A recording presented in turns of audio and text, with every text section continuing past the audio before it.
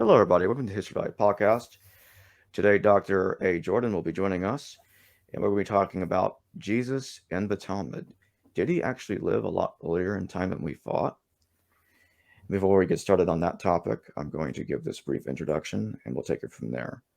So, A. Jordan has a dissertation he wrote a dissertation in code switching, lexical borrowing, and polylanguaging and Valencian Spanish. He did an analysis of data from conversational corpora and Twitter. Maurice Westmoreland Chair, and he has a bachelor's. He got this in 2010 at the University of Kentucky, departmental honors specifically. Later, about 3 years later, he got a master's of arts in 2013 at the University of Albany, SUNY. He also majors in Hispanic studies, and he has a minor in anthropology. Okay. You mentioned in your article the early Christians did not agree with specifically when Jesus lived and died, and it's a bit chaotic. Mm-hmm. It's almost like he's time traveling all over the place, like in the Terminator films. You make reference in tandem to this with Irenaeus, the Four Gospels, the Talmud, the Pandorian, among other texts that shows this dating chaos to be the case. Mm-hmm. That being said, what led you to conclude that the Talmud is the one that got it right over the other text, and that Jesus would therefore have died during the reign of Alexander Jannaeus in the early 1st century BCE, probably around 76 BCE, I guess? Yeah, well, that's a good Hmm. question, obviously. And just to kind of give it a little more context, so as you said, and even among traditional scholars and the what you would call the consensus view, there's some way you could there's some playing around with the dates between 6 and 4 BCE, more or less 29 to 30 is what I've Yeah. seen to be the most common sort of consensus date.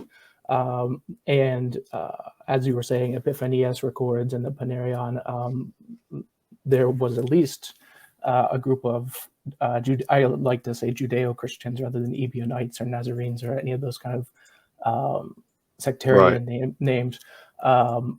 There was at least one group that accepted what we would now call the Talmudic or rabbinic dating of the 1st century BCE, and so that would be there. Obviously, it's even less clear in the rabbinic chronology what the actual dates would be, but it's something like 100 BCE to 66 BCE, something like that. And I based that off. excuse me. I based that off of dating from René Salm, who's a scholar who's also accepted this chronology in a book called Nazareth Gate, which is available on Amazon and stuff from him. But he also has a running blog called, I think, Mythicist Papers that really details a lot of that. So that's the background. And also there was Irenaeus, who thought that Jesus lived to be 50 years old and was crucified. I believe it was Emperor Claudius. Claudius, yes. Yeah. Mhm. So that's the context, which shows that there was really no consensus about when this happened. And what you do with that is a different question, so to speak. Do you take that in a mythicist direction? Does that mean that is this good evidence that there wasn't a person? Or is it a question of we know the Gospels were at least written after 70 CE. The dating on that is also also up for grabs. I'm convinced that they were mostly 2nd century or close to 2nd century documents. But in any case, even if they were written in 70 CE, that the authors of the Gospels didn't live in the same time and place that the events were meant to have occurred. So you could look at that and assume that maybe there was just some guesswork going on based off of what they knew about Palestine at the time, what they knew about the Jews and things like that, because we're assuming with the Gospels that they're written in Alexandria, maybe for Mark. There's, the dates and places of all this is very much up for debate, maybe Syria, maybe other places to the north and things like that. I don't think anyone believes that the canonical Gospels were written in Palestine, but maybe there are some people who view it that way. So why does the Talmud chronology need to be, at least in my I'm not 100% sold that it is the case that it's the correct chronology, but I think it should be considered for a few reasons. First, it's really the only alternative to the Christian narrative. And if you look at consensus scholarship, I don't like that word, but what people consider to be consensus, it is essentially based off the Christian narrative, with the caveats of all of the debates about the precise nature of things, but it's pretty much taken as gospel fact, to use a term, that he lived more or less during Pontius Pilate and all of that, blah blah blah. So why should that be the case, that you only take the Christian narrative to be the starting point when you do have an alternative viewpoint, oppositional viewpoint, which is actually important, and that's where I see the value being most evident in serving as what you would call an opposition narrative to the Christian narrative, and from that you can use both points of view to construct what might have actually happened, if that makes sense. So in terms of, I don't think the Talmud is 100% accurate in that regard, but I think there's some reasons that it might be onto something. One, I think that if you look at the consensus, to use that word, consensus viewpoint, and also the traditional Christian viewpoint of a death somewhere between 30-33 CE, something like that, you have a lot of things happening pretty quickly, especially dealing with the Apostle Paul, who's sort of the enigmatic character in the development of all of this, in the sense that I think this is pretty well accepted, that Christianity really develops from Paul, more or less. You do have some strands of Christianity that develop from other points of view and things like that, but what we now consider Catholic, Orthodox, even Protestant, whatever, comes from Paul, right? And so Paul's narrative, so to speak, of his own life is found in the Epistle to Galatians, more or less, where he presents sort of the chronology of when he, experienced visions. Maybe is the most, way that we could explain that. And when he changed his position of how he viewed this new movement and things like that, and he mentions going to Arabia and then coming back and then going to Jerusalem and all of that. So there's a chronology, and so I'm going to kind of quote this off of my head, so I might get some details wrong, but Galatians is thought to be written somewhere between 48 and 50 CE, more or less, something like that. And the visions that he had began something like 14 years before that. And some of it depends on how you parse out, like 14 years plus 3 years that he, I think it was 3 years that he, between when he first experienced the vision, then he went to Arabia, and then he went back and then to Jerusalem. Again, I'm quoting it off the top of my head. So if we need to check that, we can look at it and get it more accurate. But in any case, so that would put, if we're starting at 50 CE, when he's telling these events, we're saying something like 35, more or less. It's kind of like maybe when this is starting, give or take 2 to 3 years on either side, depending on how all those numbers add up and things like that.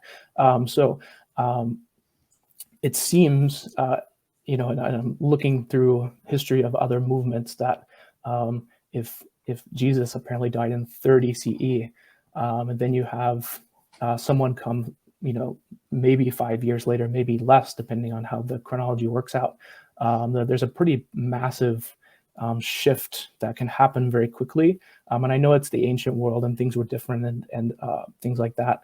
But I think it merits considering that maybe the chronology was a little off. And I think you had a guest on recently that was talking, maybe it wasn't recently, but was talking about, I believe it was Paul himself, and maybe that you could predate Paul to the maybe 20 BCE being born, something like that. And there are other people that have mentioned this chronology problem. I believe her name is Einhorn, and she's pushing it in the other direction, but saying that the chronology in the Gospels doesn't really make sense. So there's a few attempts in that regard to question the chronology of what is considered now consensus and even traditional Christian dating to be a little bit off. And so what I noticed when starting to kind of look at this and take into account people like Renee Salm and some other scholars in what I was just mentioning in terms of questioning the dates, is that I think if you push it, if you do consider that maybe there was more time to develop, it makes more sense of what we see in the New Testament and making more sense, because you would have more time for things to develop, rather than all of this taking off within 5 years and everybody having a different, radically different, interpretation. And I'm thinking of, like, maybe if we look at Mormonism, for example, which is pretty well documented movement, within what we see. And it does, when someone like that, when a charismatic prophet passes away, you can have splintering in different interpretations. But it just seems so drastic that you have some people thinking he wasn't, he was not even a man. Some people think he wasn't, he was Messiah. Some people not. What was the purpose of his ministry? That kind of thing. Like, how do you, with Paul's ideas of like the dying and rising, all this. There's just a lot of things that happen in a short amount of time. So it made me to rethink this idea. There's some other things that maybe we can explore, but that's at least a starting point to go from. And I guess I can mention some other things just really quickly before, if you have any comments to add to it. This was something that was taken seriously by Jewish scholars throughout the centuries.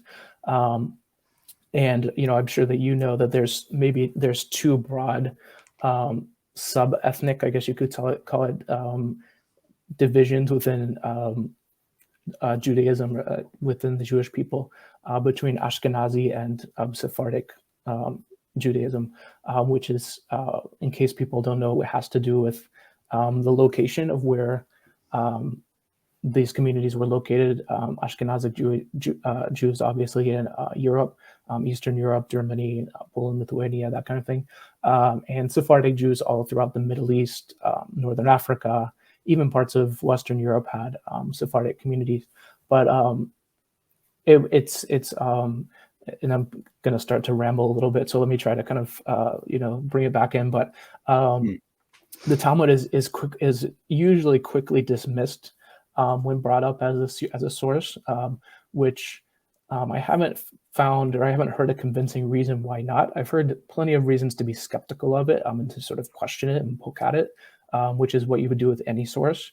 But the way that it's quickly dismissed doesn't make sense to me, in terms of it should at least be evaluated. And it can be a serious opposition narrative to help you have basically two poles where you can see what are the commonalities between the gospel narratives and the rabbinic narrative.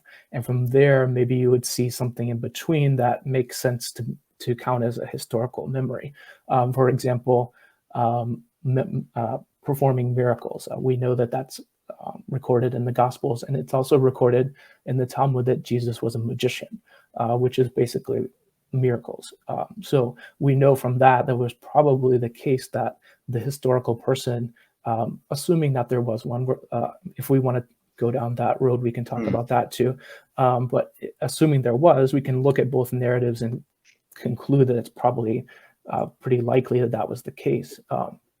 that there was at least some acts being done, and then the interpretation was dependent on how you felt about the man himself. But and so just to return back to the point about Ashkenazi and Sephardic communities, the Sephardic communities really took this narrative pretty seriously as fact, that Jesus lived from, in the first century BCE, died under Alexander Jannaeus, was the son of Pantera. All of this stuff is found in Maimonides, the Kuzari, which is a medieval defense of Judaism that was written by Yehuda Halevi. It mentions in his broad chronology of the Jewish people and things like that, the narrative that talks about Jesus is in the first century BCE. And also there's some other characters along the way. So that made me to just say that, this was taken seriously by people who didn't live among Christians, which is important, because the Ashkenazi community does not take that seriously for obvious reasons that it would get you killed, and that's a good reason to self-censor and all of that. Maybe it would actually be good if I can I take a minute here and do some background on the Talmud? Sure. Because I think it's important to really understand some issues about what the Talmud is, what it's not, and then the issue that I was just mentioning of censorship and stuff like that. So the Talmud is one of the largest religious documents probably in existence. It stands at 2,700 something pages, of which results from two documents that have been kind of put together. The first being the Mishnah, which is an agreed upon text that probably was written down sometime around 200 CE, but is thought of as being resulted from oral traditions. And Western scholarship is skeptical of oral traditions, which is a debate in itself, and maybe that's something we can talk about. But and the purpose of the Mishnah is to establish essentially an agreed upon text for the what's called the oral Torah, which in rabbinic Judaism, this is the traditional view, not scholarly view, of course, that the basis of Judaism is a covenant between God and the people of Israel that happened at Mount Sinai. And during that experience, the Torah was given, which we think of as the 5 books of Moses, and also this set of oral, non-written material that explained some of the laws and commandments in the Torah. So that's sort of the basic underlying assumption of rabbinic Judaism.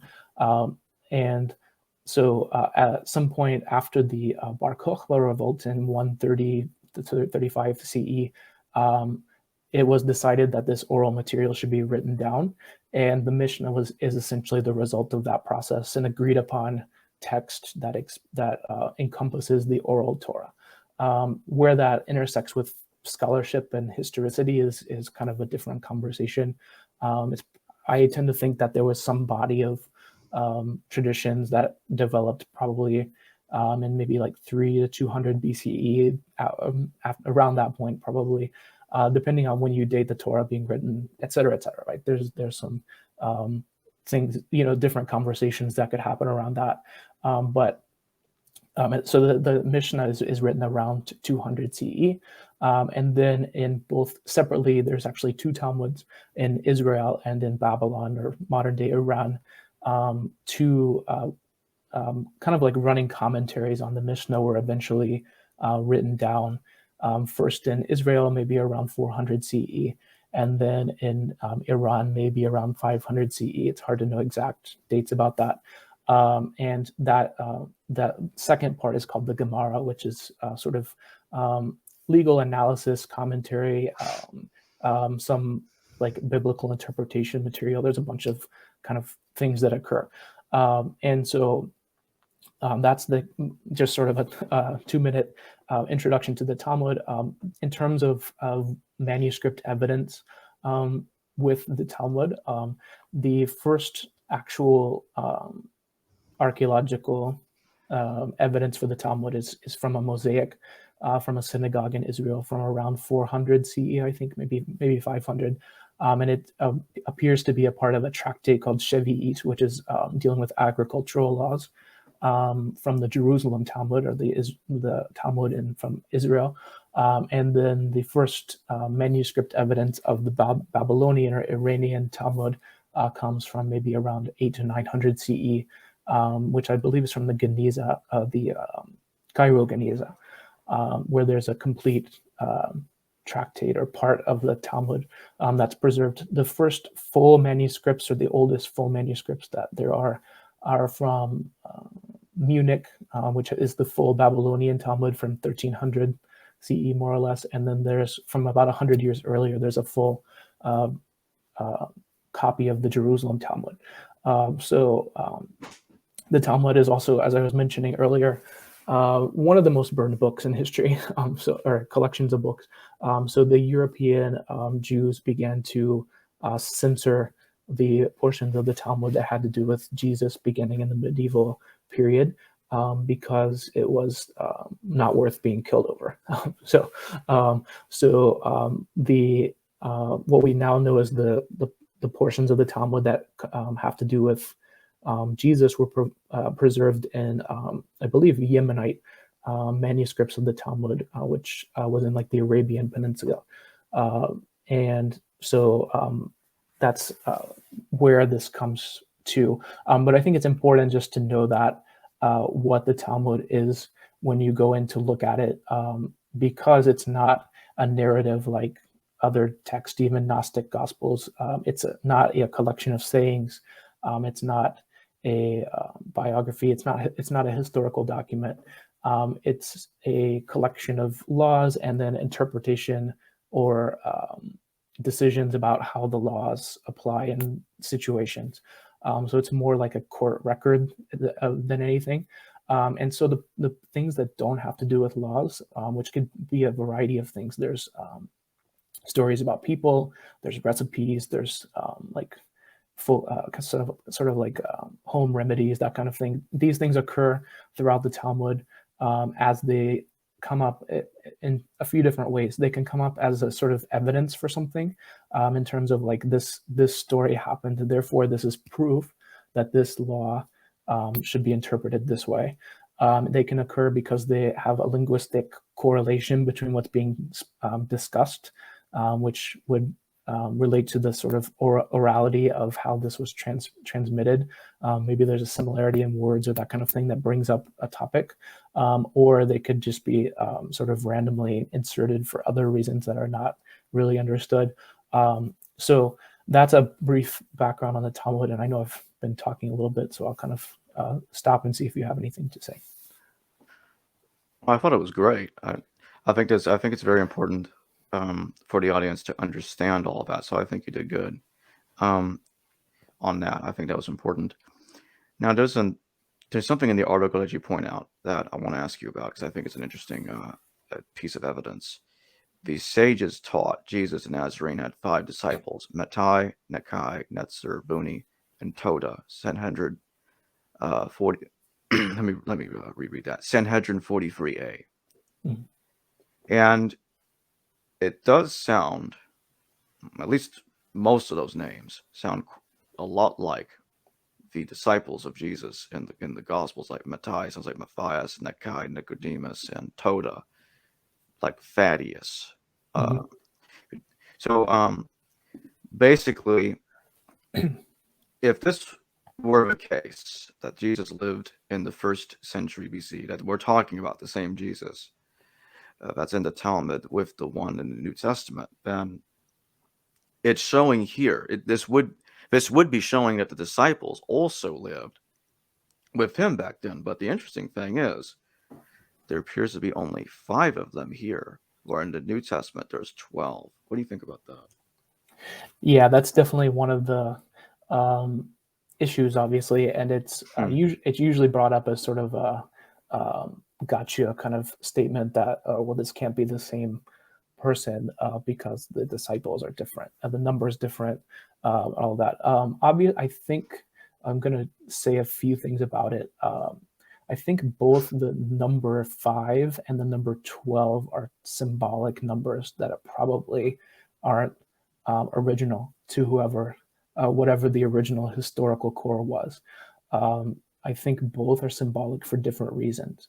The number in the Christian narrative is obviously invoking the like remnant of Israel kind of symbol, that this is sort of like the reconstituted people of Israel who are going to maybe not replace, but depending on how we would interpret what they were thinking of themselves at that point. That's what the number is, I think, from the Christian narrative.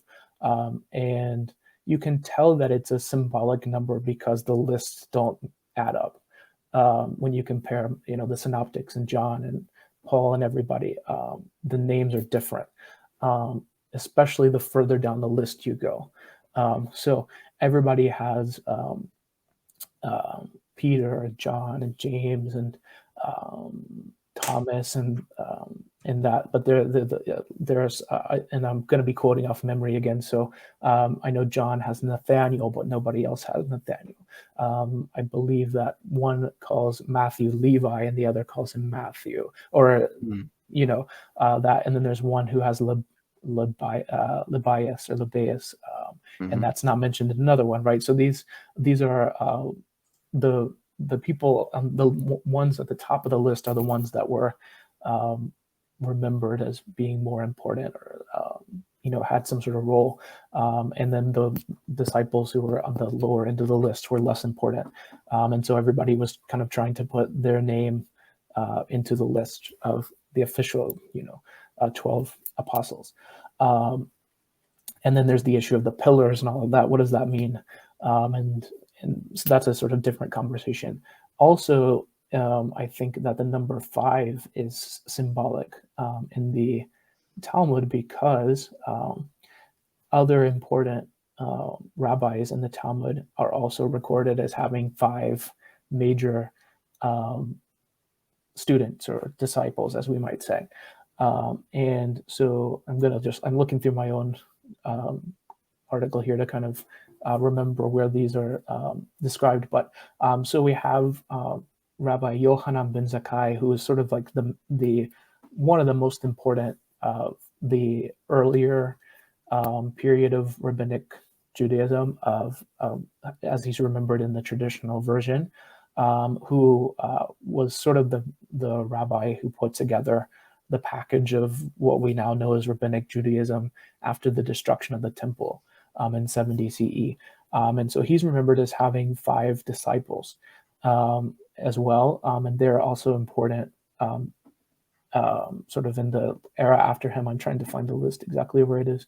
So we have Eliezer ben Hyrcanus, who's important with rabbinic references to Christianity. Also, we have he is really the main one. So I'm just I don't want to list off a bunch of names here, but and another important rabbi would be Yehuda ben Baba, who's later on in the chronology and not really important to go down that path. But the number 5 seems to be like an important or kind of denoting someone of importance. I know that's only 2 examples, but it's at least something to go off of in terms of. So I think there's something there of making a statement. I don't think that the rabbis thought that Jesus was a nobody. I think they thought he was a pretty important guy at the time. And the comments that are made throughout the different references indicate someone who was prominent, who had a large following. When we get to the execution, I'll talk about masit, which is the charge that was given, which is called an inciter to idolatry, which means someone who sort of deceives, to use the right word, a large number of people. So I think that's what's going on here with the number. The names of as you were saying, do kind of sound like there's some overlap there. And there's definitely been an attempt or there's been some attempts to identify who those people are. I'm trying to remember. It's an older, early 20th century, maybe late 19th century scholar who did some of that work, and see if I can find it here. So there has been attempt to link Matthias to Matthew because it sounds kind of similar. There is the attempt to link, oh, it's G.R.S. Mead, that's who it is, who wrote about this. There is, the person of Buni, who is one of the names listed, is actually linked to Nicodemus, who we think might be Nicodemus, who's mentioned in the Talmud as Nakdiman ben Gurion, which is from a different tractate. But so there's some attempt to link that. I'm not going to go into a lot of detail with any of these. Then there, and then with the other ones, as you mentioned, I think you were saying Toda kind of sounds like Thaddeus, things like that. So I don't know that these I don't know that they're really picking up on any historical traditions here in the Talmud. I think that this is, going off the chronology, if we're saying that this happened in the 1st century BCE, then the names of anybody would have been lost, by that point. It would have been, especially for a sectarian movement, something that the rabbis wouldn't have really cared about. So the names of the people in the community to a certain point. But I think what's going on here is, and this is where one case where I would agree with Peter Schaeffer, who's probably the one modern scholar who's really written about this. He has a volume called Jesus in the Talmud, aptly so. And I think other people also read this in a similar way, that the names are referring to different aspects of the messianic identity and like the Christianity that the rabbis were familiar with. Maybe that's what the names are, because if you look at the names in the text itself in Sanhedrin 43a, there's a lot of like scripture verses being thrown around, which is sort of a rabbinic style of debate. So I took in another piece that I'm working on. I have two. I'm working on a book version of this that's hopefully going to come out in a few months here. So, and I'm trying to do like a popular version and an academic version. So we'll see how that goes. But so if you look at, for example, I looked at the word for Nakai, just kind of picking one of the names mentioned here. So it says in the Talmud, in the passage you were referencing earlier, then they brought Nakai in to stand trial. Nakai said to the judges, "Shall Nakai be executed? But isn't it written, and the innocent, which is Naki in Hebrew, and righteous you shall not slay," which is a reference to Exodus 23:7.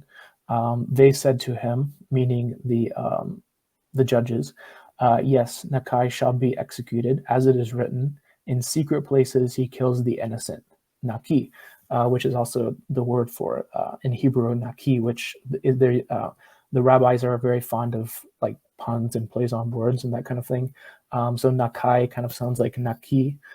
So from this, when you look at the original part here, so this is the verse from Exodus is from a section of the Torah called Mishpatim, which is how traditional synagogue liturgy divides the Torah into different portions to be read throughout the year and things like that.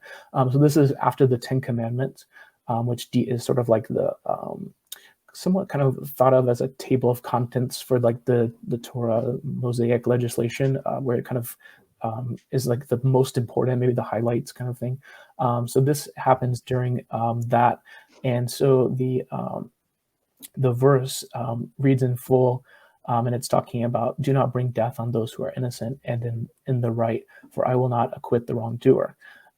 So it's talking about an innocent person and and I'm sorry, I'm just kind of trying to read and refresh my memory as I'm commenting on this. All good. So yeah, okay. So it's all referring back to the context in Sanhedrin, which is a tractate that has to do with how executions are supposed to take place in the rabbinic system. It's not clear if this is if this was really ever practiced in actuality. There's a fair bit of debate about what kind of authority the Sanhedrin had, and especially during the Hasmonean period versus the Roman period, etc. But this, at least we could say this is some sort of aspirational document for how the Sanhedrin should have run. Maybe is how we could say what the Talmud is doing here. And so in any case, that's the first reference is from Exodus, and then the response from the rabbis. So it's sort of envisioned as like Nakai is bringing this text to support himself, and then the rabbis respond with the text from Psalm 10, which is a lament kind of psalm to God, asking why the wicked are allowed to sort of not prosper, but why they're allowed to scheme against the righteous, and why this is why God is absent in the times of trouble of righteous people. And so the psalm is saying the wicked lurk in outlying places from the covert, like where you can't see them. He slays the innocent. His eyes spy on the hapless. So it's sort of like a lack of why is there a lack of justice in this context kind of thing. That's the text that they're throwing back. And so the commentaries on this sort of elaborate that it's that people who do things who have bad intentions and things like that don't do that in the open. They sort of hide their desire, their schemes, as the biblical text says. So and then waits for it to ambush the righteous, as it would be framed in the psalm here. So so it's kind of like, I think what's going on here is a sort of very complicated battle that they're sort of imagining what would be about like a rhetorical battle between both communities, if that makes sense. It's sort of it's probably one of the hardest texts to interpret within the Talmudic narrative of Jesus, because it is confusing, admittedly, and you really need to analyze each of the scripture texts that are referenced to really understand what's going on. So I take it as to be that if you look at both the Christian narrative and the Talmudic narrative, we know that that he was a teacher of some kind who had a following, and that's really what I do with both texts, is look at them and then use both to see where they agree and disagree, and why that might be the case. Now, why would one pick 12 and one pick 5? I think that has to do with on the Christian side, like I was saying earlier, probably with the idea that they, especially by the time that the Gospels were being written, that they had begun to think of themselves as in some way.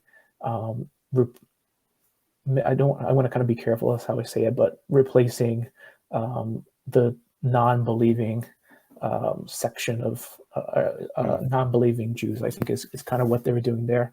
And then number 5 from the rabbinic side is to say that somewhat contrary to what we might think, is that the Jesus character was not some sort of country bumpkin nobody, right?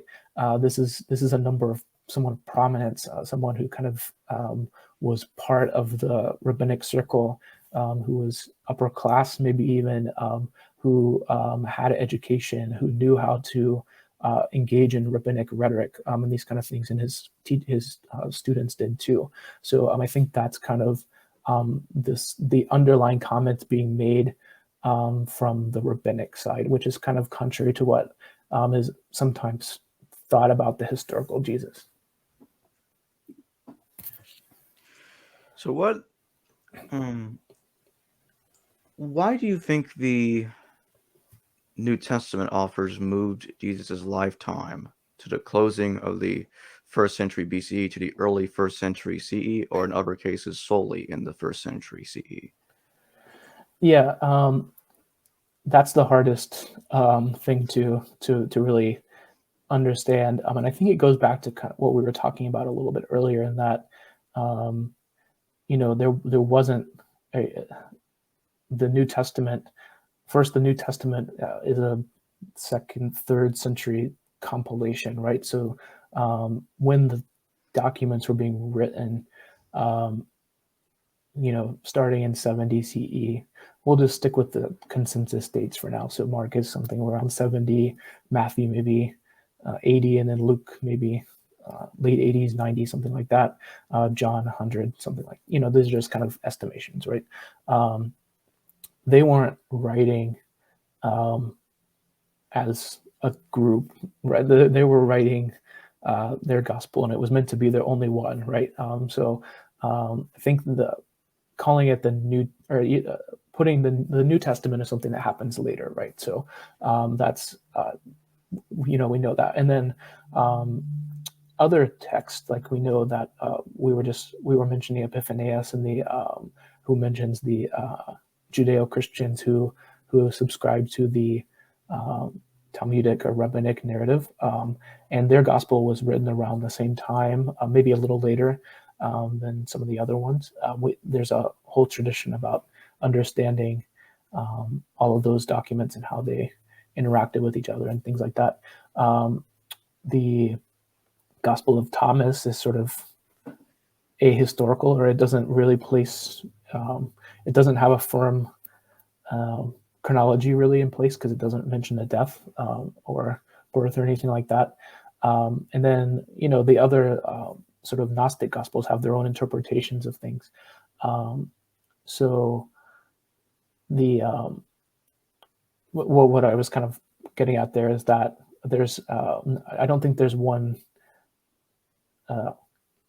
unified effort, so to speak, to sort of place the date anywhere. I think and if you read Paul, really, especially the authentic epistles, what is considered to be the authentic epistles, we also don't really have a firm chronology in place, which is taken to mean different things by different people, obviously.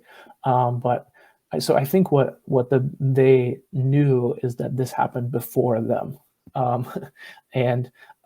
So I think, let's take Mark, for example, who's the first gospel. So more or less, that's the consensus view. So he's writing in 70, and he knows that the story of Jesus happened before him.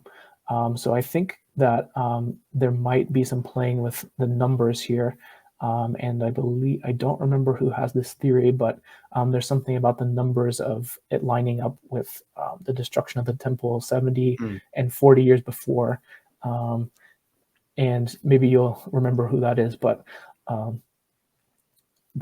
there is a theory that has to do with that. So there might be some playing with the numbers there, and to sort of because we know that the gospel writers are looking to establish meaning for what they understand to have happened. They're looking to the Hebrew Bible to find prophecy texts to make sense of what's going on, what happened, and I think particularly with the Gospel of Mark is essentially relying on Paul's epistles and making them into a story. So when you look at Paul's chronology, it's not very clear what he understood to be when these things were happening, and Thessalonians, it also references how the Jews killed Jesus. There's the passage that he was on Thessalonians 2:13-16. Yeah.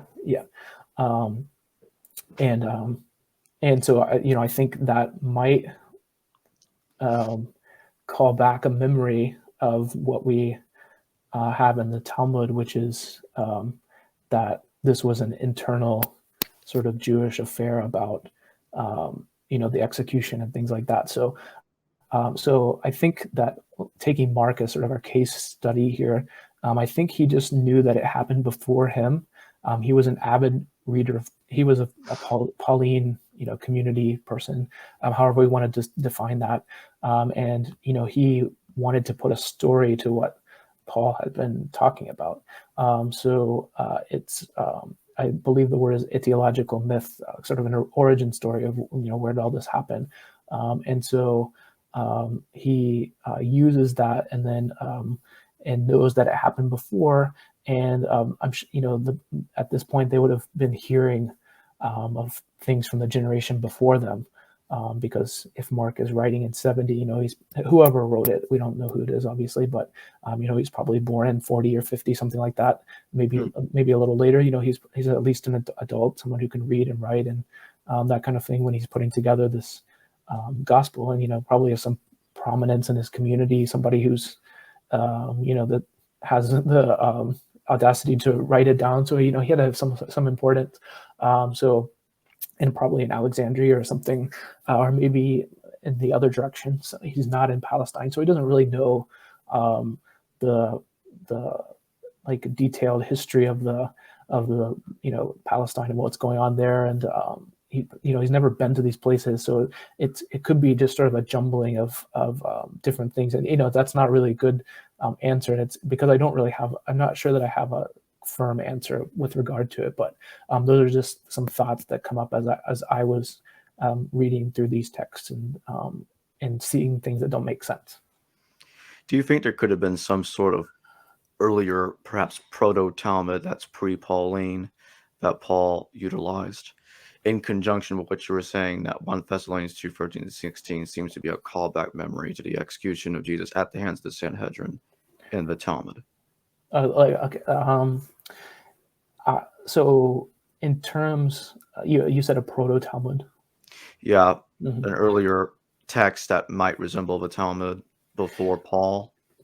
Yeah. Well, we know that there were things like maybe what we would call notes, sort of versions of the Mishnah that existed before the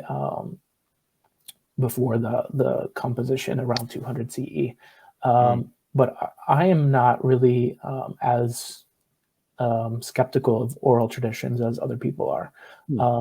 I think that if you take into consideration that probably 95% of people couldn't read or write, also that writing was expensive, and we know that there was a culture of orality, of things existing not as written texts. This has been studied by a guy named Elman, who studied the Babylonian Talmud and its composition, which is a later period, I know, but just thinking back and trying to kind of make some conjectures based off of a few different things.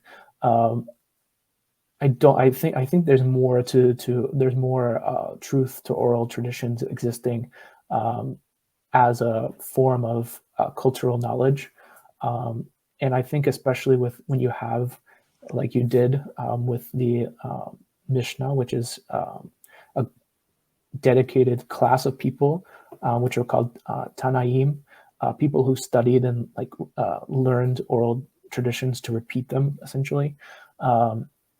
And this was the case even after the Talmud, the Mishnah and the Talmud were written down, that it was mostly dealt with as an oral document in the sense that people had to memorize it. Because if you can imagine the Talmud being 2,700 pages long, that's a very expensive endeavor for a pre-modern pre-printing press kind of thing. So it needs to be something that is easy to memorize. And if you look at the linguistic characteristics of the text itself, it has something like 16,000 acronyms, which are sort of ways of memorizing text. The way that the words are used in the Mishnah particularly is meant to be short, and there's a debate.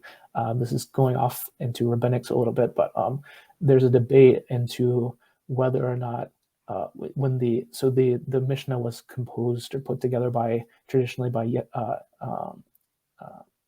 Yehuda HaNasi, who was the Nasi, was like the sort of recognized leader of the Jewish people by the Romans, and so it's recorded in somewhere in the Talmud. I don't remember exactly where, that there was did they choose to make the text shorter and easier to remember at the expense of clarity? And that was the case, that it was chosen to be shorter, And so this means that the Mishnah is not a particularly clear document. There are parts where it doesn't make sense. The wording is weird, and that's where the Talmud comes in to fill in some of those gaps. So we know that it was composed to be easy to memorize. So I think that there should be more weight put to oral tradition, especially in cultures that have a developed practice of it and have a way of doing of crafting things to be made to be memorized. I think that the traditions started to develop orally, and the problem with oral traditions, obviously, is there's no way to verify them. However, we do have in Celsus the some of the things that are said in the Talmud as sort of a way of corroborating what it says. So I think that it would have been passed around orally, and you can see that that later Christian church fathers respond to some of the things that are mentioned in the Talmud. I think it's Origen who creates the story that Pantera was Jesus's grandfather, and Irenaeus responds to a lot of the things that that Celsus says, and et cetera, et cetera. So there's these things were known. So when Paul would have written his thing, it's certainly likely that presuming that this earlier chronology is correct, and I'm not saying that it 100% is, but let's assume for a thought experiment that it is. Then he's coming around. What would that be? If it occurred in 66 BCE and Paul is maybe getting involved around 35, like we said, that's 80 years or so, or whatever, after the fact. So at that point, you would start to have and sorry, let me go back. So if the chronology is true, like the earlier chronology, you would have time for different groups to develop and different things like that to develop more naturally at a natural pace that makes sense. So you would have you could have a Gnostic group, you could have a more Ebionite group, Torah observant, that kind of thing. You could have something like what Paul did. You could have all these groups that developed more naturally over 50 years rather than 5 years. I think that he would have had access to some oral tradition that around what happened, I think that's a good place to kind of summarize those points. Final question. Could you note for the audience what are the key differences between, and similarities as well, between the Talmudic version of the execution of Jesus to the New Testament version of the execution of Jesus, or New Testament versions, since Paul and the Gospels talk about it differently? Yeah. Well, okay. So I think it's. I always kind of like to look at it in a chronological fashion based off when things were written down. As we were mentioning, Paul doesn't really say much about what happened, why it happened, where it happened, when it happened, any of those things. The only things that we really have are that he was crucified, which gives us a window of time, but not necessarily a precise date. We know that was that form of execution was used during a certain period of time. And like we said earlier in Thessalonians, he mentions the Jews being involved. So that's really what we have from Paul. In Mark, we have, and I'll be honest, I'm working on looking through this from the Christian narrative side. So I'm a little bit rusty on the details, but from the gospel narrative side. But the synoptics, Mark, Matthew, and Luke, have what people have described as sort of being a like unbelievable kind of trial. There's a lot of details that don't make sense in terms of how it went down. And in Mark itself, I think I'm going to actually pull up some text just so I'm not. But in Mark, we have some reasons given for the I think, let's see, that would be like maybe chapter 14, maybe. But we have some charges given. Hold on, I just want to kind of quote it. So Mark has Jesus being crucified for, let's see. Yeah, here we go. Okay, so we have a few different things here, and the accusation of being the king of the Jews, that's the one thing, which would make sense if you were thinking of this as some sort of historical record. That would be something that would be um, that the authorities of that time wouldn't really want to allow someone to be calling themselves the king of the Jews. That implies political rebellion against Rome, essentially, right? And then, but before that, so there's two parts. There's like the interrogation by the priest and the chief priests and that kind of thing, and which is some kind of form of the Sanhedrin, probably in Mark, because again, Mark doesn't really know, and it's quite obvious as you read through that he doesn't really know the details of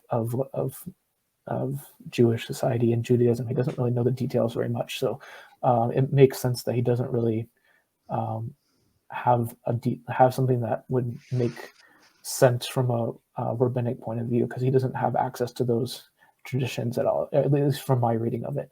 And I'm trying to just find this one part. So he talks about them being the Messiah, right, the Son of the Blessed One.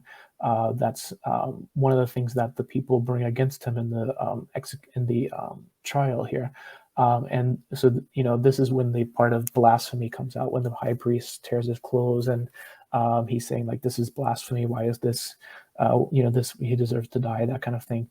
Which we know that being calling yourself the Messiah, from most interpretations of what that word means, doesn't imply what it's being implied here, which is some sort of deification, maybe is the best way of wording what Mark understands. I think Mark is adoptionistic, where which is essentially what Paul has.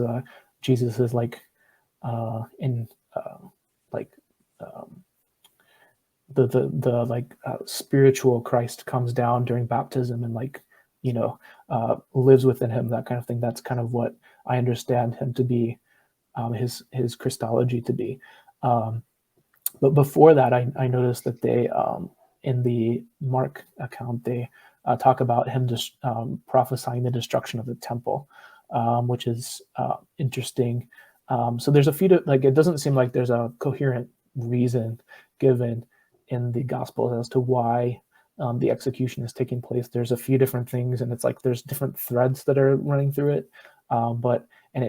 They kind of land on the Messiah thing. But I don't think that that is a memory to the historical Jesus. I agree with the scholars who think that he didn't call himself that.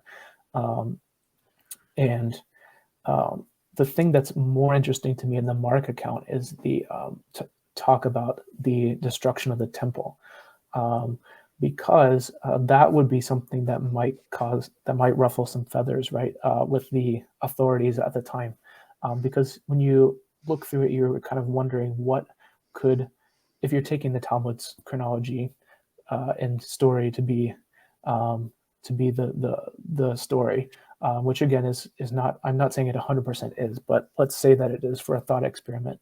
Where does that lead you? So what would be the thing that would have gotten, that would have resulted in an execution?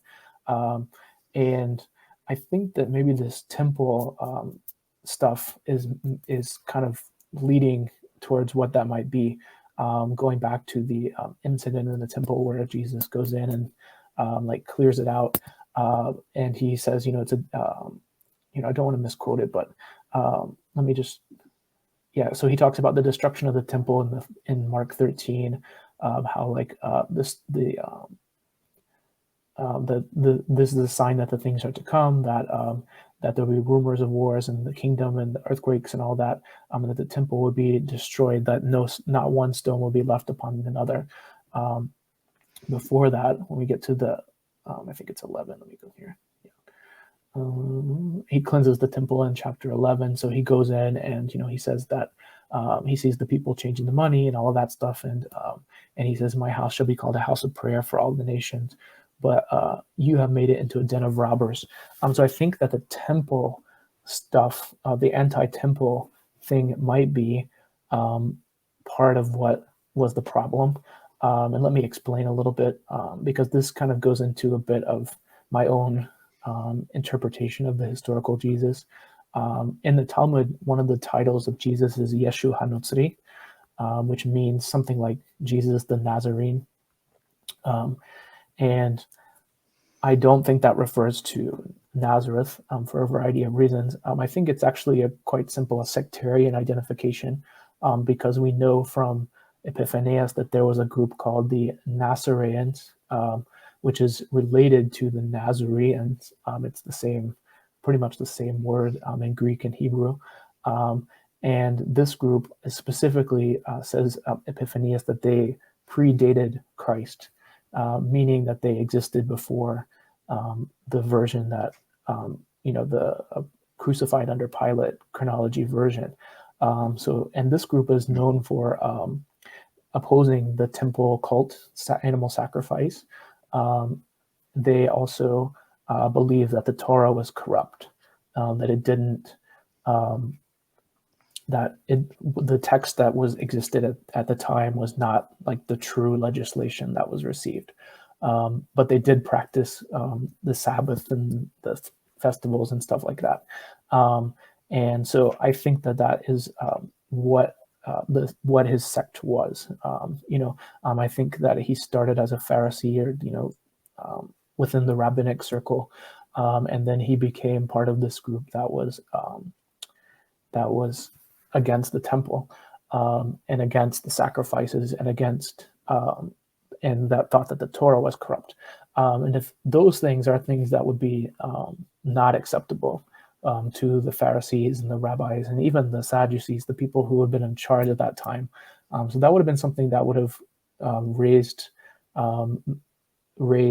their consciousness of him as a person, promoting the ideas, which was basically destroying the foundation of Judaism at the time, which was the temple. And so I think that, and there's been some mainstream scholars who have thought about why would the execution take place. Like E.P. Sanders, for example, is pretty mainstream, and he's talking about Caiaphas and the characters in the execution stories in the Gospels wanting to avoid a riot, essentially, because E.P. Sanders also doesn't think that Jesus claimed to be Messiah, but maybe he was inciting people, to use a word that is important, to some sort of frenzy of something, causing some sort of riot.